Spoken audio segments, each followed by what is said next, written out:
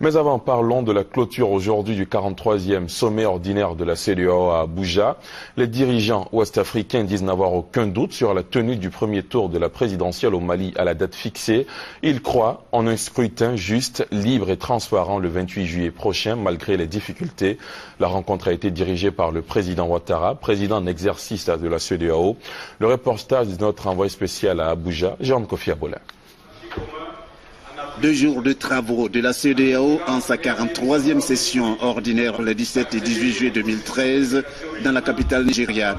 Travaux à l'issue desquels plusieurs résolutions ont été adoptées, entre autres le programme d'intégration basé sur la paix et la sécurité dans la sous-région. Il s'agit en fait de conjuguer les efforts en vue du développement socio-économique dans un environnement de démocratie et de bonne gouvernance, cela dans la perspective de la création d'un marché commun en Afrique de l'Ouest. La France se félicite de cette perspective à saluer les initiatives prises pour le cas échéant des élections apaisées et acceptées par tous au Mali et en Guinée, ces deux pays sous régime de transition après les crises qu'ils ont connues. Au regard donc de ces exemples, en termes de résolution, on ne peut pas dire que la rencontre d'Abuja n'aura pas tenu. C'est un moment où les décisions qui son renforcement et sa solidité vont tester notre foi en solidarité. Je souhaite constater que les puissances sur le terrain, la condition de l'accord de partenariat économique de l'Union européenne sont bien. La condition de démontrer l'ensemble du promu et notre volonté de conduire une organisation dans l'intérêt de nos concitoyens ou africains. Il s'agit d'actions difficiles, j'en conviens.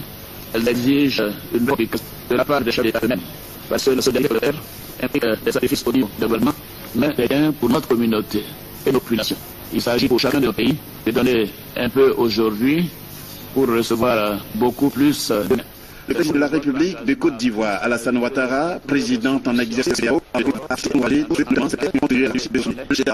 a reçu un hommage appuyé de la conférence pour ses actions de paix et sécurité, pour ses actions pour l'intégration régionale, d'ailleurs objet d'un sommet extraordinaire de la CEDEAO prévu conformément à la décision de la 43e session ordinaire en octobre 2013 à Dakar, au Sénégal.